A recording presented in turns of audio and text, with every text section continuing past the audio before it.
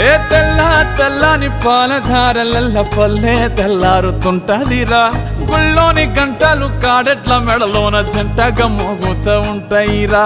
నాగలి భుజాన పెట్టుకుంటే దోస్తులు చెయ్యేసినట్టేరా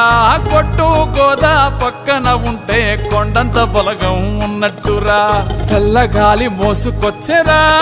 సేను శిలకల ముచ్చట్లు దారి పొడుగు చెట్ల కొమ్మలా రాలుతున్న పూల సప్పట్లు గట్టి మోపులు కాల్వ గట్టులు చెమట సుక్కల్లో తడిసిన ఈ మట్టి గంధాల పల్లెటూరు దీని తీరే అమ్మ తీరే